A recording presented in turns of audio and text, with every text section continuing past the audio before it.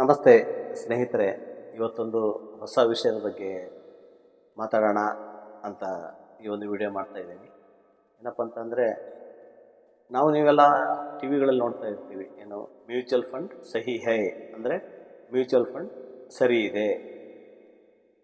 So mutual fund ಅನ್ನೋದು ಇದೊಂದು investment subject, ಅಂದರೆ ಹೂಡಿಕೆಯ ವಿಷಯ ಮ್ಯೂಚುವಲ್ ಫಂಡ್ ಅನ್ನೋದು. ಸೊ ಯಾರಿಗೆಲ್ಲ ಹೂಡಿಕೆ ಬಗ್ಗೆ ತಿಳ್ಕೊಳ್ಬೇಕು ಅನ್ನೋ ಆಸೆ ಇರುತ್ತೆ, ಅವ್ರಿಗೆ ಇದು ಸ್ವಲ್ಪ ಉಪಯೋಗ ಬರ್ಬೋದು.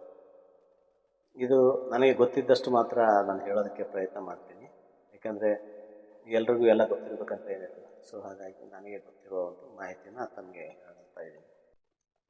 ಸ್ನೇಹಿತರೆ, ನಮ್ಮ ಭಾರತ ದೇಶದಲ್ಲಿ ಹಲವಾರು ತುಂಬ ಹೆಸರುವಾಸಿಯಾದಂಥ ಉನ್ನತ ಕಂಪನಿಗಳು, ಫ್ಯಾಕ್ಟ್ರಿಗಳು ಇದ್ದಾವೆ. ಅವು ತುಂಬ ಉತ್ತಮವಾಗಿ ಕಾರ್ಯವನ್ನು ನಿರ್ವಹಿಸ್ತಾ ಇದ್ದಾವೆ. ಆ ಕಂಪನಿಗಳಲ್ಲಿ ಶೇರ್ಸ್ ಅಂತ ಒಂದು ವಿಷಯ ಇರುತ್ತೆ. ಸೊ ಶೇರ್ ಅಂದರೆ ಸಹಭಾಗಿತ್ವ. ಸೊ ಯಾರು ಬೇಕಾದರೂ ಆ ಕಂಪ್ನಿಯ ಶೇರ್ಸನ್ನು ನಾವು ಪರ್ಚೇಸ್ ಮಾಡ್ಬೋದು, ತೆಗೆದುಕೊಳ್ಬೋದು. ಈಗ ಉದಾಹರಣೆಗಾಗಿ ನಿಮಗೆ ಜನರಲ್ ಆಗಿ ಗೊತ್ತಿರೋದೇನಪ್ಪ ಅಂತಂದರೆ, MRF ಟೈರ್ಸ್ ಅಂತ ಕೇಳಿದ್ದೀವಿ, ಸಿಮೆಂಟ್ ಕಂಪ್ನಿ, ಮತ್ತು ಮಾರುತಿ ಸುಜುಕಿ, ಮಾರುತಿ,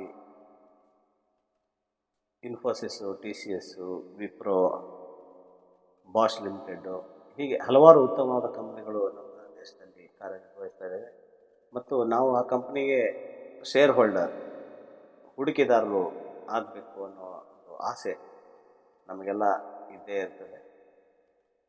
ಬಟ್ ಒಂದು ವಿಷಯ ಏನಪ್ಪ ಅಂತಂದರೆ, ಆ ಕಂಪ್ನಿಗಳ ಶೇರ್ ಪ್ರೈಸ್, ಅಂದರೆ ಒಂದು ಶೇರಿನ ಬೆಲೆ ಸಾಮಾನ್ಯ ಜನರಾದ ನಮಗೆ ಕೈಗೆ ಎಟ್ಕಲ್ಲ, ತುಂಬ ಕಾಸ್ಟ್ಲಿ ಇರ್ತವೆ. ಈಗ ಉದಾಹರಣೆಗೆ ಹೇಳ್ಬೇಕಂತಂದರೆ, ನಮ್ಮ ಭಾರತ ದೇಶದಲ್ಲಿ ಅತಿ ಹೈಯೆಸ್ಟ್ ಅಂದರೆ ಮೇ ಬಿ ಪ್ರಾಪ್ ಶೇರ್, ಅಂದರೆ ಪ್ರಾಪರ್ಟಿ ಶೇರ್ಸ್ ಅಂತ ಒಂದು ರಿಯಲ್ ಎಸ್ಟೇಟ್ ಕಂಪ್ನಿ ಅದು. ಸೊ ಆ ಕಂಪ್ನಿ ಒಂದು ಶೇರಿನ ಬೆಲೆ ಹತ್ತತ್ರ 1.5 ಲಕ್ಷ ಇದೆ, ಅಂದರೆ 1.5 lakhs ನಿಯರ್ಲಿ, ಒಂದು ಅಪ್ರಾಕ್ಸಿಮೇಟು. ನಾನು ಎಕ್ಸಾಕ್ಟಾಗಿ ಯಾವುದು ಇಲ್ಲಿ ಹೇಳೋದಕ್ಕೆ ಹೋಗಲ್ಲ, ಅಪ್ರಾಕ್ಸಿಮೇಟು. ಮತ್ತು MRF ಟೈರ್ಸ್, ನಿಮ್ಗೆ ಗೊತ್ತಿದೆ, ಟೈರ್ಸ್ ನಾವೆಲ್ಲ ಯೂಸ್ ಮಾಡ್ತೀವಿ ಬೈಕಿಗೆ, ಕಾರ್ಗೆಲ್ಲ.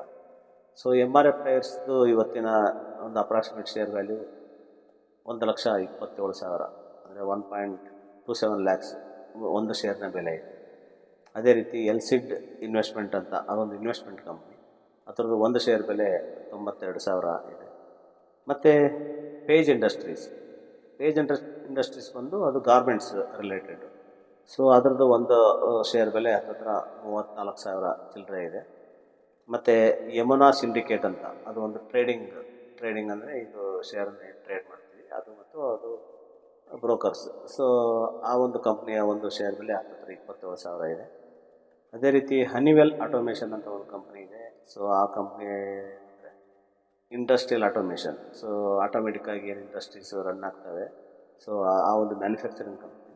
ಸೊ ಅದು ಒಂದು ಹತ್ತತ್ರ 27,000 ಅದಕ್ಕೆ ಒಂದು ಶೇರ್ ಬೆಲೆ ಇದೆ.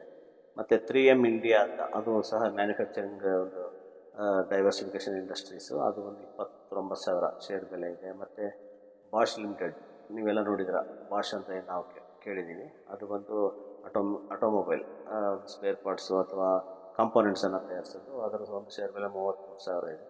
ಮತ್ತು ಶ್ರೀ ಸಿಮೆಂಟ್ ಅಂತ, ಸೊ ಅದರದ್ದು ಬಂದು 23,000. ಈ ರೀತಿ ಹಲವಾರು ಕಂಪ್ನಿ, ಇನ್ನೂ ಸಾವಿರಾರು ಕಂಪ್ನಿಗಳಿದ್ದಾವೆ.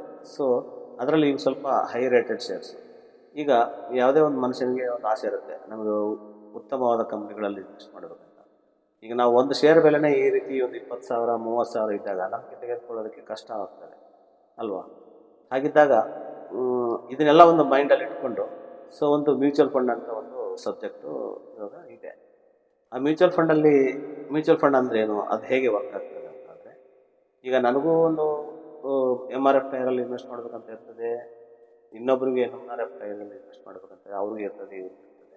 ಸೊ ಎಲ್ರಿಗೂ ಕಂಪ್ನಿ, ಬಟ್ ಏನಂದರೆ ಒಂದು ಶೇರ್ ಬೆಲೆ ಹತ್ತತ್ರ 1.1 ಲಕ್ಷ ಇರ್ತದೆ, ತೊಗೊಳಕ್ಕಾಗಲ್ಲ. ಈ ಎಲ್ಲ ಜನ ಯಾರೆಲ್ಲ ಒಳ್ಳೊಳ್ಳೆ ಕಂಪ್ನಿಯಲ್ಲಿ ಇನ್ವೆಸ್ಟ್ ಮಾಡಬೇಕಂತ ಯಾರ್ಯಾರಿಗೆ ಆಸೆ ಇರ್ತದೋ, ಸೊ ಈ ಎಲ್ಲ ಒಂದು ಹೂಡಿಕೆದಾರರಿಂದ, ಇನ್ವೆಸ್ಟರ್ ಏನೇನು ಇರ್ತೀವಿ ನಾವು, ಸೊ ಎಲ್ಲ ಹೂಡಿಕೆದಾರರಿಂದ ಹಣವನ್ನು ಸಂಗ್ರಹಿಸ್ತಾರೆ ಮ್ಯೂಚುವಲ್ ಫಂಡ್ ಕಂಪ್ನಿಯವರು. ಎಲ್ಲರ ಹಣವನ್ನು ಸೇರಿಸಿ, ಸೊ ಅದು ಒಂದು ಬಾಸ್ಕೆಟ್ ಥರ, ಒಂದು ಪಾಂಡ್ಗೆ ಹಾಕ್ತೀವಲ್ಲ ನೀರನ್ನು, ಹಾಗೆ ಎಲ್ಲರ ಹಣವನ್ನು ಆ ಒಂದು ಬಾಸ್ಕೆಟಲ್ಲಿ ಹಾಕ್ತಾರೆ. ಸೊ ಆ ಬಾಸ್ಕೆಟಲ್ಲಿ ಹಾಕಿ ಅಲ್ಲಿ ಸೇರಿದಂಥ ಒಟ್ಟು ಹಣದಿಂದ, ನಮ್ಮ ಭಾರತ ದೇಶದಲ್ಲಿ ಎಷ್ಟು ಜನ ಇನ್ವೆಸ್ಟರ್ ಹೂಡಿಕೆ ಮಾಡ್ತಾರೋ ಅವ್ರದ್ದೆಲ್ಲ ಹಣವನ್ನು ಆ ಬಾಸ್ಕೆಟಲ್ಲಿ ಹಾಕ್ತಾರೆ.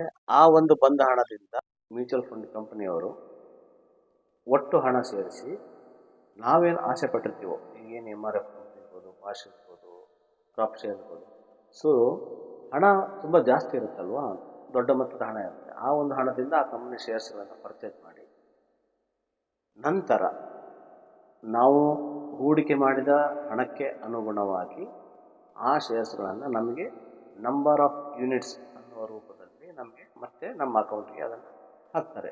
ನಂಬರ್ ಆಫ್ ಯೂನಿಟ್ಸ್ ಅಂತ ಹೇಳ್ತೀವಿ. ಸೊ ನಾವು ಮ್ಯೂಚುವಲ್ ಫಂಡಲ್ಲಿ ಇವನ್ 1,000 ರೂಪಾಯಿ ಹಾಕ್ತೀವಿ ಅಂತ ಇಟ್ಕೊಳ್ಳಿ. 1,000 ರುಪೀಸ್ ಹಾಕಿದರೆ 1,000ಕ್ಕೆ MRF ಏನು ಟೈರ್ ಕಂಪ್ನಿ ಇರ್ತದೆ, ಆ ಒಂದು ಶೇರ್ 1,000ಕ್ಕೆ ಹಾಕಿದಾಗ ನಾವು ಹಾಕಿದ ದುಡ್ಡಿಗೆ, ಹಣಕ್ಕೆ ಅನುಗುಣವಾಗಿ ನಮಗೆ ನಂಬರ್ ಆಫ್ ಯೂನಿಟ್ಸ್ ಅಂತ ಅದನ್ನು ನಮಗೆ ನಮ್ಮ ಅಕೌಂಟ್ಗೆ ಹಾಕ್ತಾರೆ. ಅನೇಕ ಹೂಡಿಕೆದಾರರಿಂದ ಹಣವನ್ನು ಸಂಗ್ರಹಿಸಿ ಷೇರುಗಳು, ಬಾಂಡ್ಸ್ ಅಂದರೆ ಗೌರ್ಮೆಂಟ್ ಬಾಂಡ್ಸು, ಆ ಥರ ಎಲ್ಲ ಬಾಂಡ್ಸ್ ಇರ್ತದೆ, ಬಾಂಡ್ಸು ಮತ್ತು ಚಿನ್ನ, ಗೋಲ್ಡ್ ಅಂತೀವಿ, ಎಲೆಕ್ಟ್ರಾನಿಕ್ ಗೋಲ್ಡ್, ಓಕೆ. ಸೊ ಚಿನ್ನಗಳಲ್ಲಿ ಮತ್ತು ವಿವಿಧ ಆಸ್ತಿಗಳಲ್ಲಿ ಹೂಡಿಕೆ ಮಾಡುವ ಸಾಮೂಹಿಕ ಹೂಡಿಕೆ ಯೋಜನೆಯಾಗಿದೆ. ಮತ್ತು ಇದನ್ನು ಯಾರು ಹ್ಯಾಂಡಲ್ ಮಾಡೋದು? ಈಗ ಒಳ್ಳೊಳ್ಳೆ ಕಂಪ್ನಿ ಅಂತ ಯಾರು ಗುರುತಿಸೋದು, ಹೇಗೆ ಇನ್ವೆಸ್ಟ್ ಮಾಡೋದು? ನಾವೇ ನೋಡಬೇಕು ಯಾವ್ದು ಚೆನ್ನಾಗಿದೆ ಕಂಪ್ನಿ, ಯಾವ್ದು ಚೆನ್ನಾಗಿಲ್ಲ ಅಂತ? ಇಲ್ಲ. ಸೊ ಅದರ ಒಂದು ಜವಾಬ್ದಾರಿ ನಮಗಿರೋದಿಲ್ಲ, ನಮಗೆ ದುಡ್ಡು ಕೊಡೋದಷ್ಟೇ ನಮ್ಮ ಕೆಲಸ. ಸೊ ಇದನ್ನು ಹ್ಯಾಂಡಲ್ ಮಾಡೋದಕ್ಕೆ ಪ್ರೊಫೆಷ್ನಲ್ ಫಂಡ್ ಮ್ಯಾನೇಜರ್ ಅಂತ ಹೇಳ್ತೀವಿ, ಅಂದರೆ ವೃತ್ತಿಪರ ನಿಧಿ ವ್ಯವಸ್ಥಾಪಕರು. ತುಂಬ ಪ್ರೊಫೆಷ್ನಲ್ ಆಗಿ, ತುಂಬ ಹೈಲಿ ಕ್ವಾಲಿಫೈಡು, ಎಕ್ಸ್ಪೀರಿಯನ್ಸ್ಡು, ಜಾಸ್ತಿ ಓದಿರ್ತಾರೆ. ಅವರುಗಳು ಈ ನಮ್ಮ ಒಂದು ಹಣವನ್ನು ಯಾವ ಕಂಪ್ನಿಲಿ ಹಾಕಬೇಕು, ಯಾವ ಕಂಪ್ನಿಗೆ ಎಷ್ಟು ಶೇರ್ಸ್ ತಗೋಬೇಕು, ಅದನ್ನೆಲ್ಲ ಅವರು ಡಿಸೈಡ್ ಮಾಡ್ತಾರೆ. ಯಾರು? ವೃತ್ತಿಪರ ವ್ಯವಸ್ಥಾಪಕರು, ಅಂದರೆ ಪ್ರೊಫೆಷ್ನಲ್ ಫಂಡ್ ಮ್ಯಾನೇಜರ್ಸ್ ಅಂತ ಹೇಳ್ತೀವಿ. ಇವರು ಇದನ್ನು ಮಾಡೋದ್ರಿಂದ ಆವಾಗ ಒಂದು ಸ್ವಲ್ಪ ಅಪಾಯ ಏನಾಗ್ತದೆ, ಅಪಾಯ ಕಡಿಮೆ ಆಗ್ತದೆ.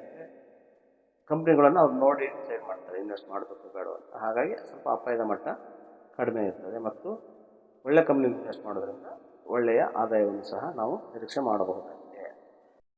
ಇನ್ನೊಂದು ಡೈವರ್ಸಿಫಿಕೇಷನ್ ಅಂತೀವಿ, ವೈವಿಧ್ಯೀಕರಣ. ಅಂದರೆ ಈಗ ನಾವು ಒಂದೇ ಕಂಪ್ನಿಲಿ ಹೂಡಿಕೆ ಮಾಡಿದರೆ ಅದರಲ್ಲಿ ರಿಸ್ಕ್ ಸಂಭವ ತುಂಬ ಜಾಸ್ತಿ ಇರುತ್ತೆ. ಅಂದರೆ ಈಗ ನಾವು ಒಂದು ಬಾಸ್ಕೆಟಲ್ಲಿ ಒಂದು 10 ಮೊಟ್ಟೆ ಇಡೋದು ಹೇಗೆ, ಅಥವಾ ಮೊಟ್ಟೆಗಳನ್ನು ಡಿಸ್ಟ್ರಿಬ್ಯೂಟ್ ಮಾಡಿ ಆ ಕಡೆ ಸ್ವಲ್ಪ ಈ ಕಡೆ ಸ್ವಲ್ಪ ಇಡೋದು ಹೇಗೆ? ಯಾಕಂದರೆ ಒಂದು ಬಾಸ್ಕೆಟಲ್ಲಿ ಎಲ್ಲ ಮೊಟ್ಟೆಗಳು ಒಂದೇ ಬಾಸ್ಕೆಟಲ್ಲಿ, ಆ ಬಾಸ್ಕೆಟ್ ಏನಾದರೂ ಬಿದ್ದೋಯ್ತು, ಒಡೆದೋಯ್ತಂದರೆ ಇರೋ ಮೊಟ್ಟೆ ಎಲ್ಲ ಹೋಗ್ತವೆ. ಆದರೆ ನಾವು ಬೇರೆ ಬೇರೆ ಬಾಕ್ಸಲ್ಲಿ ಮೊಟ್ಟೆಗಳನ್ನಿಟ್ಟಾಗ ಒಂದು ಬಾಕ್ಸಲ್ಲಿ ಬಿದ್ದರೂ ಇನ್ನು ಬೇರೆ ಬಾಕ್ಸಲ್ಲಿ ಸೇಫ್ ಆಗಿರ್ತವೆ. ಹಾಗೆ ಈ ಡೈವರ್ಸಿಫಿಕೇಷನ್ ಅಂತ ಒಂದು ಏನು ಸಬ್ಜೆಕ್ಟು, ಅದು ಒಂದು ಮ್ಯೂಚುವಲ್ ಫಂಡಲ್ಲಿ ವರ್ಕ್ ಆಗ್ತದೆ. ಆವಾಗ ನಮಗೆ ಅಪಾಯ ಸ್ವಲ್ಪ ಕಡಿಮೆ ಇರ್ತದೆ, ಡೈವರ್ಸಿಫಿಕೇಷನ್ ಅಪಾಯ ಕಡಿಮೆ ಇರ್ತದೆ.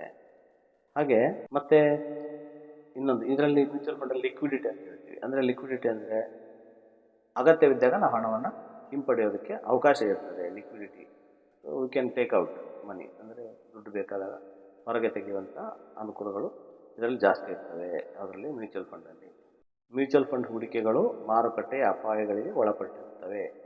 ಹೂಡಿಕೆ ಮಾಡುವ ಮುನ್ನ ಆಯಾ ಯೋಜನೆಯ ದಾಖಲೆಗಳನ್ನು ಸಂಪೂರ್ಣವಾಗಿ ತಿಳಿದುಕೊಳ್ಳಿ. ಧನ್ಯವಾದಗಳು.